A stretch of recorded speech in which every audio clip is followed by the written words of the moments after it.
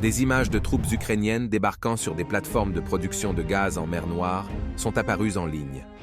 Après les combats, l'ennemi a quitté précipitamment les infrastructures de peur d'être la cible des tirs de l'aviation russe. Les troupes russes ont lancé des attaques combinées contre des cibles militaires ennemies à Kryvyi Rog. Selon certaines informations, l'une des cibles était l'aérodrome de Dolgintsevo. Dans le secteur de Starobelsk, des combats acharnés se poursuivent dans la zone forestière près de Kremenaya. Ces derniers jours, des unités russes, appuyées par l'artillerie, ont réussi à déloger les forces ukrainiennes de plusieurs points forts. Dans le secteur de Soledar, le commandement ukrainien déploie des forces supplémentaires vers des positions avancées. Dans le même temps, les troupes russes continuent de repousser les attaques ennemies sur le flanc sud de Bakhmut.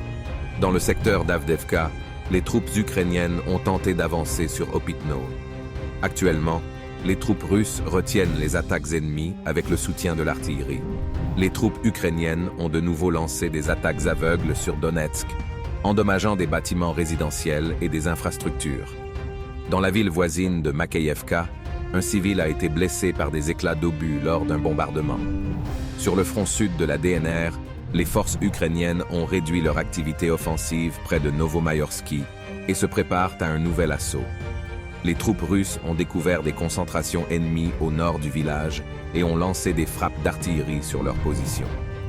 Dans le secteur d'Orekov, les troupes russes contre-attaquent et cherchent à chasser les unités ukrainiennes de leur position à l'est de Rabotino.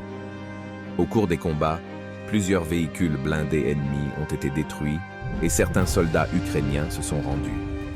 Dans la région de Kherson, parallèlement aux tentatives ennemies de débarquer des troupes, les bombardements sur la rive et du Dniepr se poursuivent.